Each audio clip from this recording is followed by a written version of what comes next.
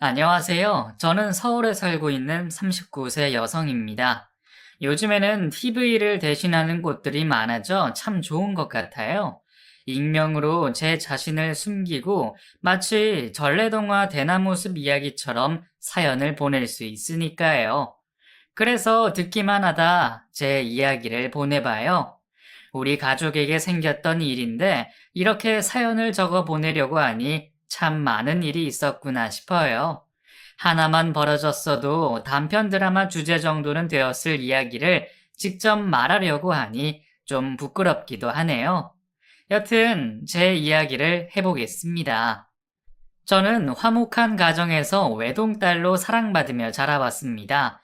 아빠와 엄마 두 분 모두 자식에게는 과분할 정도로 사랑을 주셨기에 제 유년 시절은 행복하고 좋은 기억밖에 없네요. 하지만 저희 가정은 다른 가정과 다르게 겉으로 언뜻 보기에도 달라 보이는 모습이 있었어요. 다름이 아니라 저희 부모님의 나이 차이 때문이에요. 저희 아빠와 엄마는 서로의 나이 차가 16살이나 나셨거든요.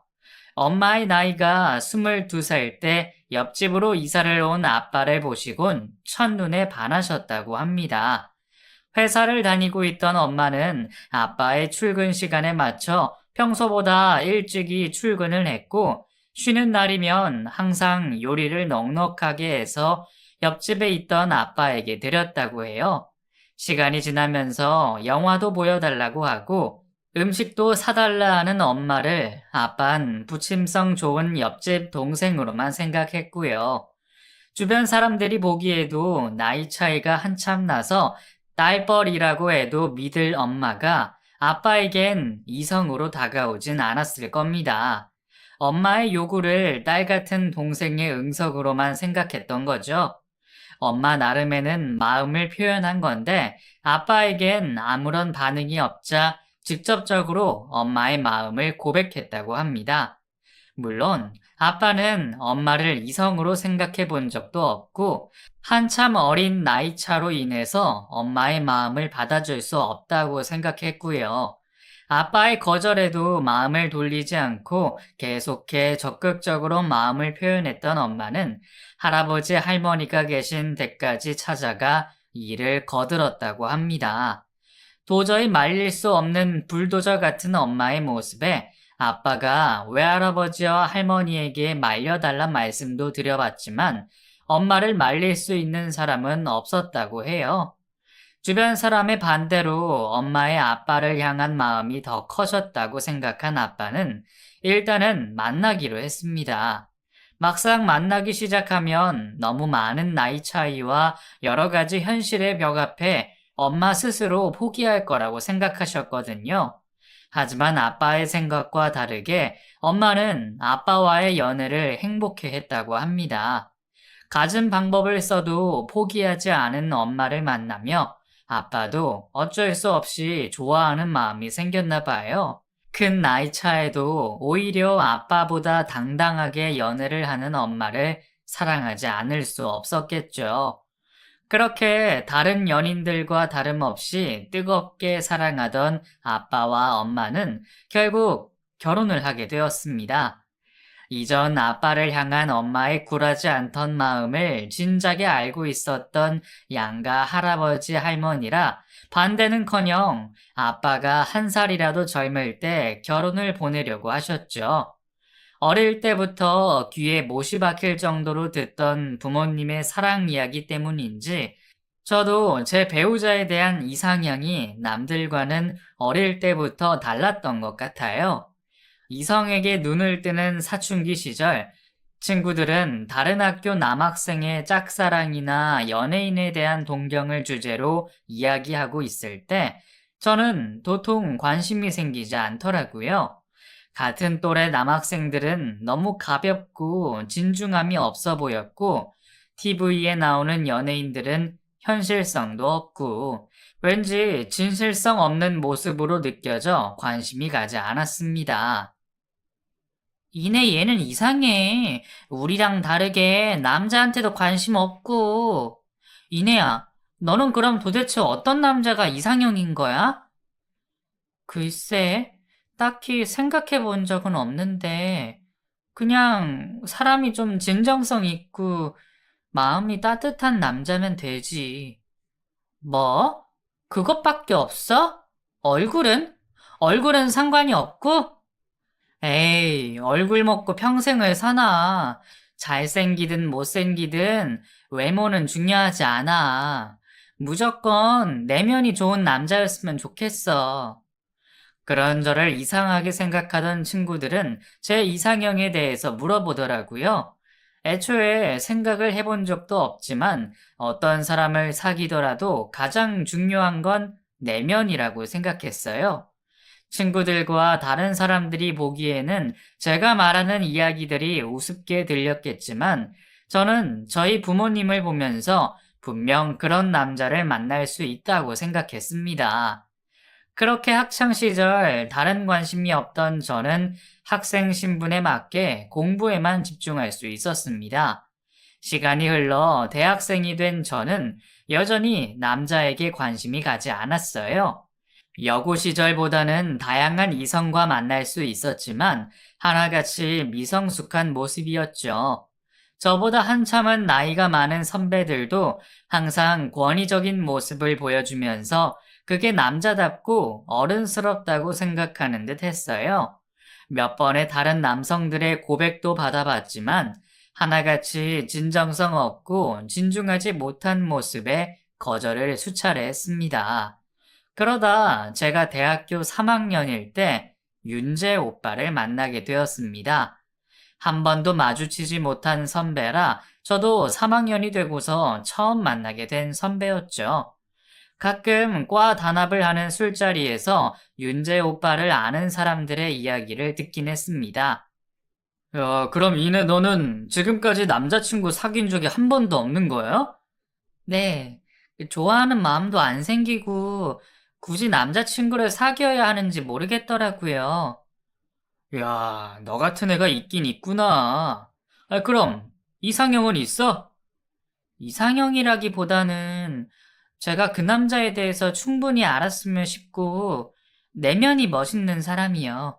말만 번지르르 하고 가벼운 사람은 질색이에요. 와, 소름 돋네. 야, 딱 윤재 아니야? 야, 걔랑 똑같이 이야기해. 아, 너 윤재 모르겠구나. 아, 걔가 군대 갔다 와서 휴학을 한 번 더 하는 바람에 너는 한 번도 못 봤겠다. 내 동기인데 너랑 말하는 게 똑같아. 생각해보면 네가 말하는 사람이 윤재 같기도 하고. 저랑 비슷하다는 선배의 말에 호기심은 생겼지만 당장 눈앞에 있지도 않는 사람을 오래 기억할 수는 없었죠. 그러다 윤재 오빠가 복학을 하게 되면서 같은 학년으로 만나게 된 겁니다. 같이 학교 생활과 동아리 활동을 하며 알게 된 윤재 오빠는 다른 사람들이 말하는 거와 같이 제 이상형에 가까운 사람이었어요. 가까이 지내지 않으면 내성적이라고 생각할 만큼 말이 없던 윤재 오빠는 착한 일을 과시하려는 사람들과 달리 매번 주위 사람뿐만 아니라 따로 봉사활동도 다니고 있을 만큼 좋은 사람이었고 항상 남들 모르게 행동했죠. 그런 윤재 오빠와 저는 정말 서로 운명의 상대라도 되는지 많은 대화를 하지 않아도 서로에게 호감을 가지고 있었고 다른 학교 사람들보다 가깝게 지내게 되었어요. 그리고 4학년이 되기 전 저와 오빠는 정식으로 사귀게 되었죠. 서로 처음 하는 연애인데도 불구하고 우리는 난리법석인 다른 연인들과 달리 오랫동안 연애를 해왔던 사람들처럼 잔잔하고 안정적인 연애를 이어갔습니다. 취업 준비도 그 기간도 비슷했던 우리는 서로에게 힘이 되어주며 만남을 이어갔어요. 평생 제가 바래왔던 이상형과 똑같았던 오빠와의 연애가 너무나도 행복했고, 그래서 저는 당연히 결혼까지 생각을 하고 있었죠. 그러다 보니 결혼을 하기도 전에 오빠의 가족들과도 가깝게 지낼 수 있었습니다. 무역업을 하시는 아버님과 가정주부이신 어머님, 그리고 띠동갑인 여동생까지 우리 가족 못지않게 화목하게 지내는 오빠네 가족이었습니다. 저는 종종 가족들 모임에 동참해서 즐거운 시간을 보냈어요. 벌써부터 며느리라는 호칭을 말하시는 시부모님과 저를 무척이나 따르는 어린 시누이 은재랑 있는 시간이 저는 참 좋았습니다. 이렇게 화목한 가정에서 자란 오빠와 결혼을 한다면 꿈에서나 상상할 수 있는 행복한 결혼 생활을 하지 않을까 싶었어요. 그렇게 저와 오빠는 단 한 번의 다툼도 없이 서로에게 큰 힘이 되어주며 연애를 이어가게 되었죠. 그러다 오빠가 가족들과 여행을 가게 되었어요. 처음에는 저도 같이 가려고 했는데 회사 일정과 맞지 않아 오빠네 가족들만 가게 되었죠. 가족 여행을 간 오빠는 여행지가 마음에 들었는지 저와 다시 와보고 싶다고 매일 있었던 일과 장소들을 공유해 주었어요. 신이 나 있는 오빠를 보니 저도 덩달아 기분이 좋았습니다. 그렇게 며칠간의 여행을 마치고 오빠가 돌아오는 날이었어요. 오빠가 여행에 돌아오면 잠시 집 앞에서 얼굴을 보려 했던 저는 오빠의 연락을 기다리고 있었죠. 그런데 도착 예정 시간이 한참이 지났는데도 오빠에게 연락이 오질 않았습니다. 여행으로 인한 피로로 먼저 잠이 들었나 싶었는데 뭔가 느낌이 좋지 않았어요. 보통이라면 다음날 연락을 했을 텐데 불길한 예감에 오빠에게 전화를 걸게 되었죠. 그리곤 휴대폰 너머 낯선 사람의 목소리를 듣게 되었습니다. 그리고 낯선 목소리에서 오빠의 사고 소식을 듣게 되었죠. 졸음 운전을 하던 반대편 트럭으로 인해 오빠네 차량이 완전 파손될 정도로 큰 사고를 당했고, 사고 현장에서 부모님 두 분 모두 사망하시게 되었어요. 여동생은 다행히 경미한 부상 정도였지만, 오빠는 사고 당시 충격으로 척추가 손상이 되어 하반신 마비가 되었습니다. 하루아침에 부모님 두 분을 잃게 된 사고로 오빠는 무척이나 힘들어했습니다. 처음에는 재활치료도 포기한 채 병원에 누워만 있었죠. 하지만 저는 절망하고 있는 오빠를 포기할 수 없었습니다. 제가 오빠와 실랑이를 벌이며 휠체어에 태워서라도 재활치료를 받게 했어요.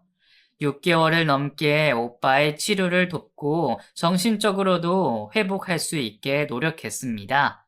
하루도 빠지지 않고 오빠에게 찾아가 우리가 같이 할 미래를 이야기하며 희망을 주었어요.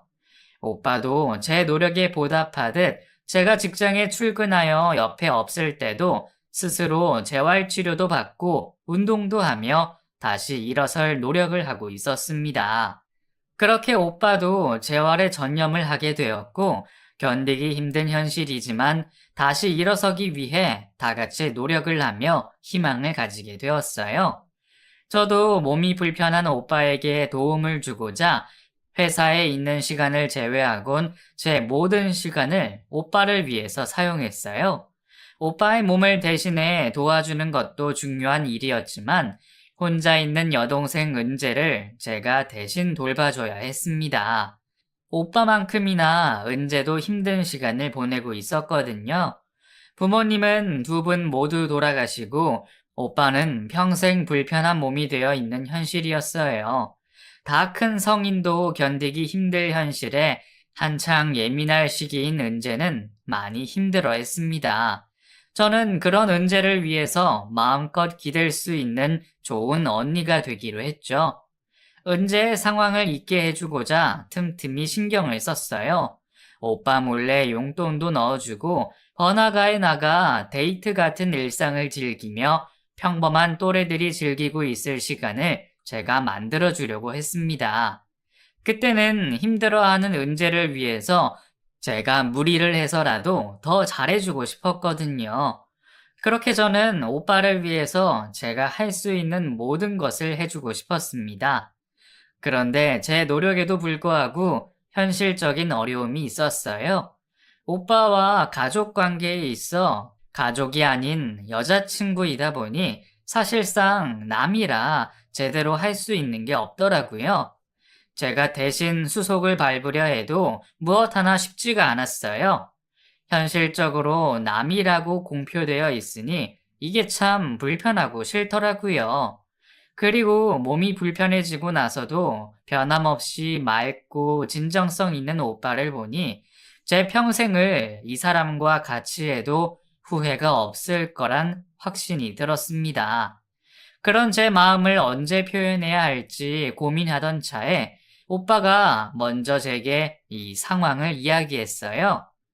이내야, 나 할 말이 있는데 좀 진지한 이야기라 잘 듣고 생각해봐. 물론 나도 이내 너를 많이 사랑해. 하지만 몸까지 불편하고 앞으로 어떤 삶을 살게 될지 불확실한 내가 더 이상은 너에게 짐이 되면 안 될 것 같아. 이내 너는 충분히 나한테 모든 걸 쏟아줬어. 어쩌면 너 때문에 내가 이런 현실에도 포기하지 않고 다시 일어서려고 노력하는 것 같아. 하지만 나 좋다고 황금빛 미래가 있는 너를 잡아들 수는 없어. 내 마음대로 결정해서 미안하지만 이 선택이 너에게 더 나은 선택일 거야. 우리 헤어지자. 오빠가 어쩐지 그 소리를 왜 안 하나 했어.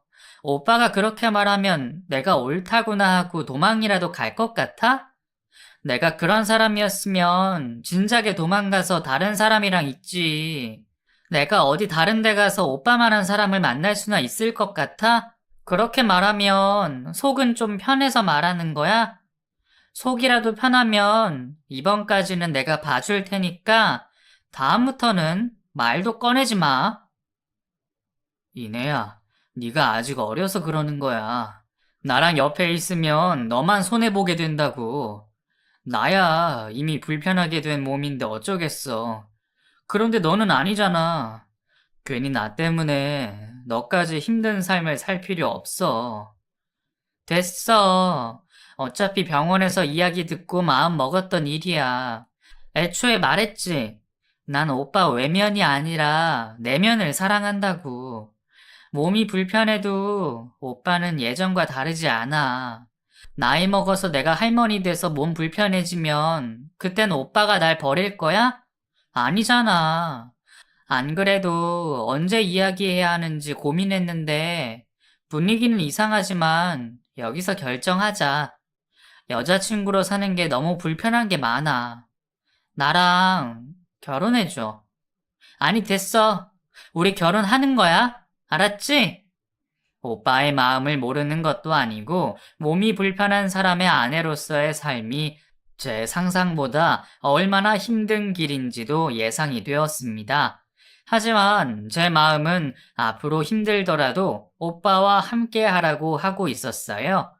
제 진심을 알았던 오빠도 저를 말릴 순 없었고 저희는 결혼을 약속하게 되었습니다. 오빠에게는 큰 소리 뻥뻥 치며 결혼하자고 이야기했지만 저도 사실 부모님께서 어떻게 생각하실지 예상을 할 수 없었어요. 오빠가 사고가 난 뒤에도 재활을 돕는 걸 알고 계신 부모님이셨지만 하나뿐인 외동딸의 결혼 상대로 몸이 불편한 오빠를 허락하실지는 저도 알 수가 없었죠. 저 윤재 오빠랑 결혼하려고요. 아빠 엄마 반대하셔도 소용없어요. 벌써 저는 결정했고 도와달라고 부탁도 하지 않을 거예요. 반대하시더라도 알고 계셔야 할 것 같아서요. 그러면 윤재 버리고 다른 남자라도 만나려고 했어? 네? 우리는 당연히 너네 둘이서 준비되면 결혼할 줄 알았다. 근데 우리가 마치 반대라도 하는 것 마냥 이야기하니. 그래도 우리 딸이 우리를 가장 잘 안다고 생각했는데 영 섭섭하구나. 그래도 오빠 상황이 그러니까. 뭐? 몸이 좀 불편한 거 가지고? 몸이 불편하면 어떻다고? 사람은 몸보다 마음이 불편한 게 더 문제야, 이내야. 윤재랑 살면서 많이 힘들 거야. 오늘 마음처럼 달리 포기하고 싶을 때도 있을 거고. 그럴 땐 윤재를 믿고 윤재마저 흔들리면 우리를 찾아와라. 평온한 바다에도 풍랑은 꼭 만나는 법이야. 세차게 흔들려도 지나면 다시 평온해지니 너 스스로 전복이 되면 안 돼. 항상 힘들 때면 우리가 옆에 있다는 걸 잊지 말고. 저와 비교할 수 없게 마음이 넓은 저희 부모님께서는 결혼을 흔쾌히 승낙하셨고, 오빠와 서로 기대어 믿고 의지하라며 응원해 주셨습니다. 우리는 주변 사람들의 진실된 축복 속에 결혼식을 올릴 수 있었습니다. 그리고 행복한 결혼 생활을 이어가게 되었어요. 비록 다른 사람들에 비해서 시간은 배로 걸리고 불편한 점도 한두 가지가 아니었지만 그래도 매일 남편과 눈을 뜨고 하루를 마감하는 모든 일상이 행복했죠. 하지만 그런 저에게도 걱정이 있었습니다. 좀처럼 마음을 잡지 못하는 어린 시누이 때문이었죠. 결혼 전까지도 많이 안정되어 있다고 생각했던 은재는 저희 생각과 다르게 위태로워 보였어요. 결혼 후 같이 살게 되면서 전에 보이지 않던 탈선의 흔적들이 보이더라고요. 여보, 당신이랑 은재에 대해서 이야기할 게 있어. 왜? 은재, 무슨 일 있어? 아니, 내가 방 정리를 하다가 담배를 발견했거든. 사실 요즘 표정도 어둡고 나랑은 말도 안 하려고 해. 거기다 공부하러 독서실을 간다고는 하는데 돌아올 때 보면 항상 옷에서 이상한 냄새도 나고. 당신이 앉혀놓고 이야기하는 거 어때? 그래? 많이 좋아진 줄 알았는데. 알았어. 내가 이야기해볼게. 남편이 은재를 붙잡고 이야기를 해봤지만 은재는 통 자기 이야기를 하지 않는 탓에 저희도 어쩔 방법이 없었습니다. 우리 부부보다 어린 시누이 은재를 위해서 좀 더 많은 시간을 보내기로 했어요. 그날 이후로 학교에 찾아가 담임 선생님과도 이야기를 나눠보고 은재가 홀로 있는 시간을 줄이기 위해 같이 여행도 다니며 가슴속 어두운 마음이 풀리길 노력해왔죠. 구슬려 보기도 하고 혼도 내보고 하고 싶은 대로 마음껏 할 수 있게도 해봤지만 아무런 소용이 없었습니다. 어디에서 잘못된 건지 모르겠지만 은재는 좀처럼 마음을 풀지 않았고 이전처럼 돌아오지 않았어요. 그렇게 점점 삐뚤어져만 가던 은재는 어느 날 갑자기 저희들 곁에서 없어졌습니다. 그것도 갓난 아이를 홀로 둔 채 말이죠. 저희 부부가 관심이 없는 게 아니냐고 욕하실 수도 있습니다. 하지만 매번 저희 부부를 피하듯 생활하는 은재와 제대로 앉아서 대화를 할 시간도 없었어요. 그러다 보니 임신을 언제 하게 되었는지도 몰랐고 배가 불러오는 모습조차 보지 못했죠. 어느 날부터 큰 옷을 입고 생활하기에 단순히 살이 쪄 그런 거라고 생각했습니다. 그런데 어느 주말 은재가 먼저 전화를 걸어왔어요. 결혼 후 오랜만에 온 은재의 전화가 뭔가 이상했습니다. 전화를 받았더니 하혈을 한다며 저에게 도와달라고 했죠. 우선은 큰일인 것 같아 119를 불러 먼저 병원으로 가게 했습니다. 뒤늦게 도착한 병원에서 임신을 한 은재를 보게 되었죠. 다행히 몸에는 아무런 이상이 없다는 은재는 곧 출산을 앞둔 상태였습니다. 은재야, 도대체 어떻게 된 거야? 너 임신한 거야? 죄송해요, 언니. 우선은 걱정하지 마. 의사 선생님 말론 큰 문제는 없다고 해. 그런데 너 무슨 일이 있었던 거야? 애 아빠는? 몰라요, 누군지. 그래서 말 못하고 숨긴 거예요. 병원에서 은재의 지난 일을 듣게 되었어요. 저희의 간절한 붙잡음에도 은재가 삐뚤어져 가고 있을 때였죠. 그쯤 어울리던 친구 중 하나가 다른 친구들 무리에 은재를 데리고 갔다고 합니다. 처음 본 그 친구들은 술자리를 하고 있었고 속으로 놀란 은재는 자리를 피하려고 했죠. 그런 은재를 막아선 친구들은 술을 강제로 마시게 했고 그날 정신을 잃고 말았다고 합니다. 아침에 일어나 보니 속옷마저 벗겨진 채로 처음 보는 방에 눕혀져 있었고, 시간이 지나면서 임신을 하게 된 걸 알게 된 거죠. 처음 임신을 알게 되었을 때는 아이를 지워보려고도 생각도 했지만, 뱃속에 느껴지는 태동으로 차마 그럴 수가 없었다고 합니다. 은재가 자신의 소중한 아이를 키우기로 한 거죠. 그렇게 저희들 눈을 피해가며 혼자 출산의 준비를 하고 있던 은재는 갑작스런 하혈에 놀라 저를 찾게 되었고요. 우선은 놀랐을 은재를 안심시키려고 했어요. 출산도 임박했고 원치 않은 임신에 은재를 탓할 순 없었으니까요. 일을 나가야 하는 저 대신 남편이 은재를 챙겨주기로 하고 출산을 기다렸습니다. 저희도 임신 경험이 없어 서투르다 보니 신우의 이야기와 증상 하나하나를 인터넷으로 찾아가며 확인했어요. 그러다 출산 예정일 5일 전 양수가 터져 병원으로 가게 되었죠. 오랜 진통 끝에 다행히 산모와 아이 건강에 문제 없이 출산을 마치게 되었습니다. 처음 보게 된 조카는 정말 사랑스러웠어요. 이제 막 태어나 빨간 아기는 제 주먹보다 작은 얼굴에 눈, 코, 입이 다 들어가 있었죠. 인형 같은 아기가 꼼지락거리는 걸 보니 살아있는 생명이라는 게 느껴졌습니다. 그렇게 사랑스러운 조카를 맞이하고 지쳐있는 신우에게 고생했다며 위로를 건넸어요. 신우도 처음 본 자신의 아기를 보며 눈물을 짓고 있었죠. 비록 저는 출산을 해보지 못해 그 감정이 무엇인진 정확히는 알 수 없었지만 마치 엄마 목소리를 아는 것처럼 신우의 이야기에 칭얼거림을 멈추고 편안하게 엄마와 교감하고 있는 조카를 보니 저도 눈물이 나더라고요. 과거가 어떻게 되었든 새로 태어난 아이를 위해서라도 신우가 빨리 마음을 추슬러 새 출발을 했으면 싶었어요. 그리고 우리 부부가 그런 신우를 지원해주고 도와줘야 했죠.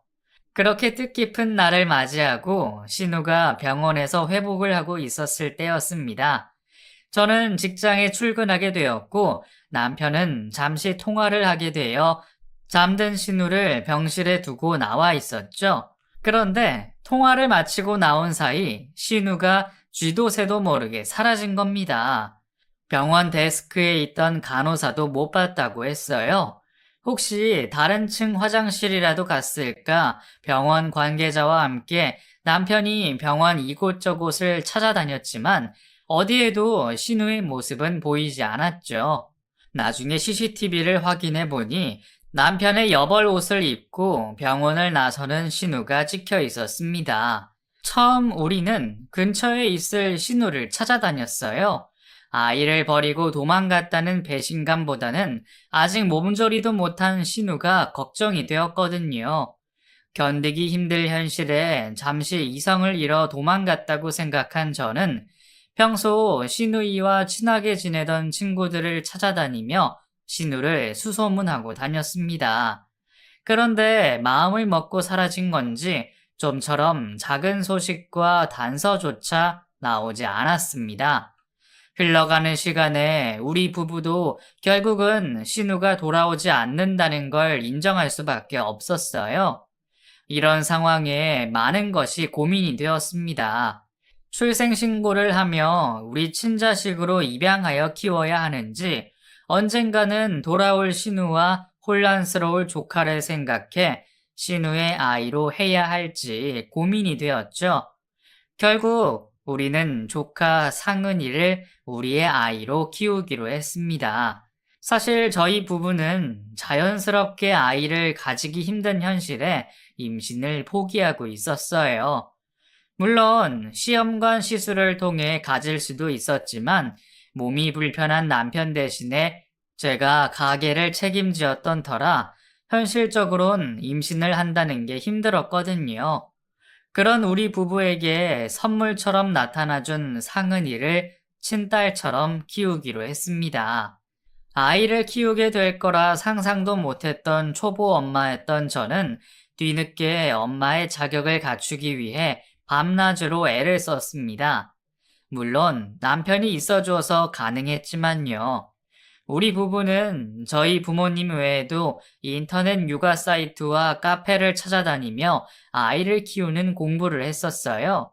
남편은 직장도 다니고 육아까지 하는 저보다 자신이 덜 고생한다며 매일 밤 뒤척이는 아이를 돌봐줬습니다. 물론 몸이 불편하여 아이를 키우는 데 있어 많이 불편했지만 상은이가 하루가 다르게 커가는 모습을 보며 그런 고생들은 잊은 채 지냈습니다. 그런 저희 부부도 점점 아이를 키우는 일에 익숙해져 갔죠. 그런데 장애로 인해 아이를 키우는 불편보다는 사회에서 우리 가정을 바라보는 차가운 시선이 우리 부부를 더욱 힘들게 했어요. 아직 세상은 자신과 다른 모습의 사람들에게 평범한 시선보단 차별 가득한 시선과 말들을 내뱉었죠. 저기 죄송합니다만 저 위에 있는 분유 좀 집어주실 수 있을까요? 제가 다리가 불편해서요. 네? 네. 감사합니다. 보통은 앞에서 대부분의 부탁을 들어줬지만 뒤에서 한마디씩 했어요. 뭐야? 당신 왜 저 사람 분유를 대신 집어줘? 아, 다리가 불편해서 도와달라고 해서. 장애인이 애도 키우나 봐. 낳는 건 자유라지만 애 생각도 해줘야지. 아니, 분유도 못 집어서 부탁하면서 애는 제대로 키우겠어? 자기들 욕심에 애만 버리지. 불쌍하다, 불쌍해. 물론 대부분의 사람들이 저희 부부에게 먼저 나서 선의를 베풀었지만 상은이를 키우면서 비슷한 일을 말도 못하게 겪었던 것 같아요. 이야기하기엔 며칠 밤도 새야 다 풀어낼 수 있을 만큼 아이를 키우는 일이 힘들었지만 우리 부부는 오로지 서로를 믿고 의지하며 극복해 나갔죠. 상은이가 주는 행복만큼이나 우리는 서로에게 얼마나 힘이 되었는지 몰라요. 그렇게 저는 직장을 다니며 남편은 수공예 창작을 하며 우리 상은이를 행복하게 키웠어요. 어느새 10년이라는 시간이 지났고 남들이 보기에도 어엿한 한 가족으로 보이는 우리는 소소하지만 행복한 일상을 보내고 있었습니다. 참 시간이 빠르다고 느꼈어요. 혼자서 일어서려는 아이를 보며 소리치고 응원하던 때가 어제 같은데 벌써 초등학생이 되어 아빠의 휠체어를 밀어줄 만큼 큰 딸을 보면서 말이죠. 보통의 사람들과 다른 아빠의 모습에 부끄러워할 나이인데도 아이는 우리의 기대만큼 올바르게 자라주어 남들의 시선을 신경 쓰지 않았죠. 야, 박상은, 너네 아빠는 우리 아빠처럼 축구도 같이 못 해주지? 너 목마는 타본 적 있어? 우리 아빠가 왜 못한다고 생각해? 우리 아빠 휠체어에 앉아서 축구 대회도 나가셨고, 당연히 목마도 타봤지. 나는 몇 년 전까지만 해도 아빠 무릎에 타서 같이 돌아다녔어. 너네 아빠는 너 하루 종일 태우고 다니셨어? 야, 거짓말 하지 마. 장애인 아빠가 무슨 축구를 하냐? 너야말로 보지도 못했으면서 다른 사람 거짓말쟁이로 만들지 마. 당장이라도 우리 아빠 데리고 와서 보여줄 수 있어. 아니, 집에 가서 우리 아빠 축구대회 나간 사진 볼래? 우리 아빠가 그랬는데 너처럼 아무 이유도 없이 다른 사람 외형만 보고 판단하는 걸 편견이라고 한대. 무식한 사람들이나 그런 편견에 더 갇혀서 산다고 하셨어. 그러니까 너도 함부로 그런 말 하면 무식한 거니까 조심해. 주변 친구들의 놀림에도 울기는커녕 옳은 소리하며 다른 아이들 교육까지 하는 아이를 보면서 참 잘 키웠다 싶었습니다. 아이도 잘 커가고 있었고 남편도 직접 만드는 수공예 작품들이 전시도 하게 되면서 구매해주시는 분들이 많아져 살림살이도 나아지고 있었어요. 우리 가정의 구성원들 모두 큰 욕심 없이 살고 있었기에 현재 행복만으로도 충분했습니다. 저는 여러 힘든 상황에서도 서로를 기대어 잘 참고 견뎌온 저를 포함한 우리 가족 모두가 대견스러웠어요. 앞으로도 행복할 미래를 생각하며 지난 일들은 모두 잊고 살아갈 때였죠. 우리 집 근처에 수상한 여자가 주위를 맴돌았어요. 다가구 주택이다 보니 우리 식구들 외에도 건물 내에 지내는 분들이 자주 다니셨지만 주변에서 건물을 염탐하는 사람은 없었거든요. 혹시 집주인분께서 건물이라도 내놓으셔서 건물에 관심 있는 사람인가 싶었어요. 안 그래도 전세 계약도 곧 끝나는데 또 이사갈 집을 알아봐야 하나 싶었습니다. 그런데 그 사람의 정체를 얼마 되지 않아 확인하게 되었어요. 퇴근을 하고 집에 들어가기 전 저는 회사 일 관련해서 집 앞에서 통화를 하고 있는데 저희 딸이 집으로 들어가는 모습을 봤어요. 그런데 그 뒤에 우리 집 주위를 맴돌던 여성이 뒤따라가는 겁니다. 처음에는 수상하지 않게 생각했는데 건물 반지하 계단으로 내려가는 게 아니겠어요? 저희 건물의 반지하 집은 저희 집밖에 없는데 말이죠. 저는 그 여자가 내 딸을 유괴라도 하지 않을까 싶어 놀란 마음에 집으로 뛰어들어갔습니다. 그런데 그 수상한 여자가 저희 집 앞에서 울고 있는 거예요. 현관문 앞에서 울고 있는 여자에게 무슨 용무로 왔는지 물어봤죠. 저기요, 혹시 무슨 일로 오신 거예요? 안 그래도 저번부터 저희 건물 주변에 보이시던데 혹시 저희한테 볼 일이 있으신가요? 미안해요, 언니. 제가 계단 밑에 있는 여성은 고개를 푹 숙인 채 흐느끼며 작은 소리로 저에게 죄송하다며 중얼거리고 있었어요. 무슨 사연인가 싶어서 계단 밑으로 내려가 얼굴을 확인했더니 10년 전 홀연히 사라진 시누이 은재였습니다. 어머, 은재야. 너 은재 맞지? 여기 어떻게 찾아온 거야? 왜 이제까지 연락이 없었어? 언니, 죄송해요. 오빠랑 언니 얼굴 볼 자신이 없어서. 정말 죄송해요. 연신 죄송하다며 흐느끼는 신우를 보며 살아 있었다는 반가움이 앞섰습니다. 집 앞 소동에 안에 있던 남편과 딸아이가 무슨 일인가 싶어 밖으로 나왔어요. 여보, 무슨 일이야? 어? 너 은재, 박은재 맞지? 오빠, 미안해. 네가 여길 어디라고 온 거야? 왜? 이제 와서 무슨 짓을 하려고? 뭐 때문에 온지는 모르겠지만 우리는 볼 일 없으니까 돌아가라. 남편은 무책임하게 도망간 신우에게 실망했는지 찾아오게 된 이유도 물어보지 않고 당장 떠나라고 했어요. 차갑게 문을 닫는 남편을 보며 신우이는 고개를 숙이고 더 흐느끼기만 할 뿐이었죠. 우선은 제가 신우를 카페로 데리고 갔습니다. 한참을 말없이 울던 신우가 먼저 저에게 이야기를 하더군요.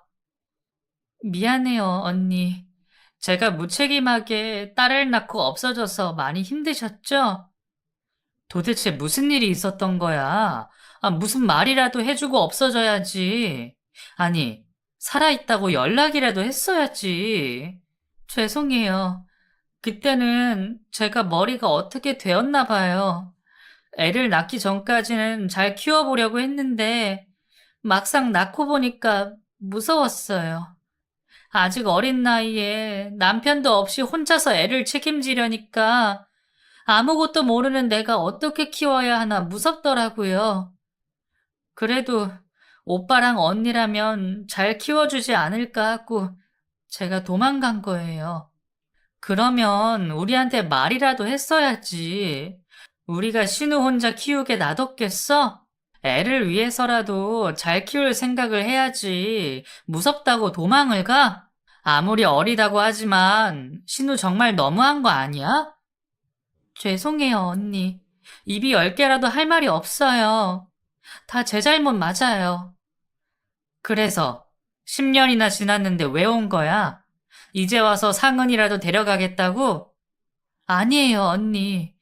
늦었지만 제가 용서도 구하고 보답이라도 해야 할 것 같아서.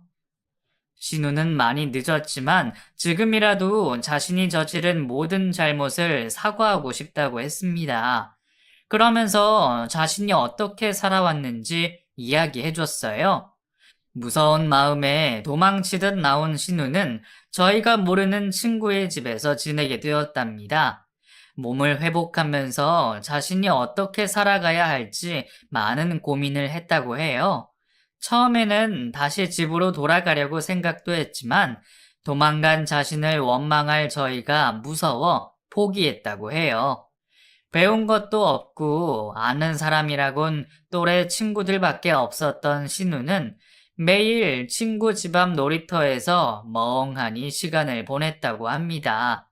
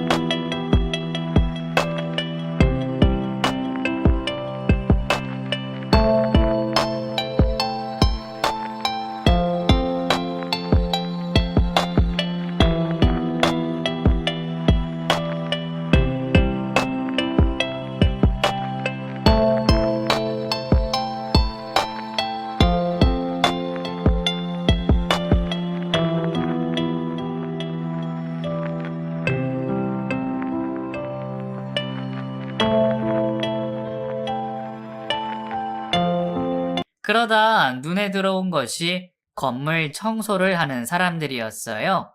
건물 청소라면 자신도 할 수 있지 않을까 싶었고, 그날로 바로 청소하시는 분들에게 도움을 구했다고 합니다. 처음 그분들도 부부께서 하시고 있어 사람까지 쓸 형편이 안 된다고 손사래를 쳤지만, 매주 먼저 건물을 청소하고 있는 신우를 보면서 마음이 움직이셨나 봐요. 결국 신우는 그분들과 같이 다니며 청소용품들과 청소하는 법을 배웠고, 나중에는 집 근처에 있는 건물들 몇 개를 맡아 청소하게 되었다고 합니다. 멀리 있는 건물까지 관리하기 위해 면허까지 취득한 신우는 그분 밑에서 일을 계속하다 다른 지역에서 독립을 하게 되었다고 해요. 일을 하다 보니 그제서야 정신을 차리게 되었고, 자신이 놔두고 온 딸과 우리 부부가 생각이 났다고 해요. 주위를 맴돌았지만 도저히 우리 부부를 마주할 자신이 없던 신우는 우연한 기회에 남편의 수공예 작품 활동을 알게 되었다고 합니다. 그 후 남편 작품을 대량으로 구입해 자신이 관리하는 건물 사람들에게도 나눠주고 홍보도 해주었다고 합니다. 그리고 매번 이름 없이 오던 후원도 다 신우가 해주었다고 해요. 우리 모르게 도와주던 신우는 몸이 부서져라 일을 했다고 합니다. 신우가 시작할 때만 해도 이미 과포화 상태인 건물 청소 업계에서 살아남기 위해 정말 갖은 노력을 다했다고 해요. 어느 정도 자리를 잡고 나선 우리를 도와주려고 고민을 하던 중 건물 청소를 하며 알게 된 정보로 건물에 투자를 하게 되었다고 합니다. 처음에는 집을 지어 우리 가족과 함께 살려고 마련했는데 그 건물이 있던 동네가 몇 년 사이에 젊은 사람들의 명소가 되면서 값이 많이 올랐다고 해요. 그리고 그제서야 우리 앞에 나타나 용서를 구하기 위해 나타난 거죠. 언니, 너무 늦게 나타나서 용서를 구해가지고 죄송해요. 하지만 저도 아무것도 없이 나타나서 용서를 구할 수가 없었어요. 매년 시간이 지날 때마다 얼마나 조급했는지 몰라요. 그래서 더 몸이 부서져라 일을 했고요.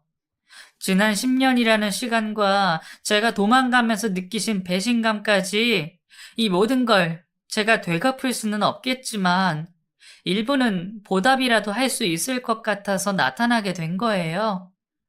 모르겠어, 은재야. 네 이야기를 들으면서도 쉽게 용서가 되지는 않아. 남편 이야기도 들어봐야겠지만 우선은 그래. 오늘은 이만 돌아가줘. 그리고 찾아오더라도 상은이 혼란스럽지 않게 먼저 말이라도 해줬으면 해. 상은이도 어렴풋이 네가 자신의 엄마라는 건 알 거야. 우리가 어릴 때부터 이야기해줬거든. 우리가 상은이 친부모가 아니라는 말을. 내 말 무슨 말인지 알겠지? 신우의 이야기를 듣고 저도 어떤 마음이었을지 어느 정도 이해는 갔지만 사람 마음이란 게 쉽게 용서가 되지 않더군요. 남편 또한 마찬가지였어요. 오랜만에 만나게 된 동생이 반갑기도 했지만 과거를 쉽게 용서할 수 없었죠. 매주 찾아와 용서를 구하는 신우 앞에서도 남편은 쉽게 마음을 내주지 않았습니다. 그런 우리 부부에게 상은이가 결정적으로 마음을 돌리게 해줬습니다. 잠들어 있는 상은이 이부자리를 정리해주다 우연히 일기장을 보게 되었어요. 그곳에는 우리 가족과 신우에 대한 글이 있었습니다. 부모님에게 매일 듣던 우리 엄마를 만나게 되었다. 어른들 이야기라 나는 잘 알지 못하지만 낳아준 엄마가 큰 잘못을 한 것 같다. 낳아준 엄마와도 이야기하고 싶지만 아빠 엄마가 서운해 하실까봐 그러지 않는다. 어른들의 세상은 알 수가 없다. 그냥 우리들처럼 사과를 받아주고 사이좋게 지내면 좋을 텐데 말이다. 그렇게 싸우면 하루라도 사이좋게 지낼 시간이 줄어든다.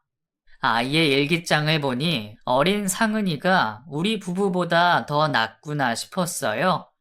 자신의 잘못을 충분히 사과하고 반성하고 있는 신우에게 우리 부부가 속마음과 달리 벌을 주듯이 행동하고 있었으니까요. 남편과 대화를 하며 좀 더 행복해지는 선택이 무엇인가 이야기하게 되었습니다. 그리곤 우리는 신우를 용서하기로 했어요. 신우와 화해를 하는 날, 우리 부부도 신우도 모두 소리내어 서로에 대한 마음을 표현하며 여러 감정이 실린 눈물을 흘리게 되었습니다. 그리고 신우는 우리에게 계산해야 할 것이 있다며 자신의 건물을 우리 부부 앞으로 해주고 싶다고 했어요. 오빠, 언니, 이 건물 받아줘야 제 마음이 편해요. 전부 다 알지는 못하지만 상은이 키우시면서 얼마나 고생했는지 알고 있어요. 제 능력만 더 된다면 더 좋은 것도 해드리고 싶지만 우선은 이거라도 받아주세요. 제발요. 우리 부부의 거절에도 꼭 받아줘야 한다며 우리를 괴롭히듯 설득하는 신우이의 제안을 마지못해 받아들였습니다. 지금은 그 건물을 새로 리모델링해서 신우까지 다 같이 지내고 있어요. 무엇보다 상은이가 우리 부부와 신우의 관계를 어떻게 받아들일까 걱정이 많았는데 다행히 잘 적응해서 지내고 있습니다. 신우 덕분에 더 이상 이사 걱정 없이 지낼 수 있는 집을 가지게 되었고 남편의 작업실과 다른 층의 임대를 받으면서 돈 걱정 없이 살고 있어요. 딸이 아니었다면 지금도 신우와의 과거 일을 잘잘못 따지며 괜한 자존심을 세우고 있었을 겁니다. 그러면 이렇게 행복한 가정의 시간도 보내지 못했을 거예요. 사연을 보내며 다시 생각해보니 우리 가족에게 참 많은 일이 있었네요. 그래도 항상 우리 부부가 서로를 믿으며 견뎌왔기에 지금의 행복한 시간을 보내는 것 같습니다. 그리고 이제는 신우와 우리 딸 상은이와 함께라 더 힘든 상황도 잘 극복해낼 수 있을 것 같네요. 여러분들도 언제나 가족을 믿고 힘든 시간을 극복하셨으면 합니다.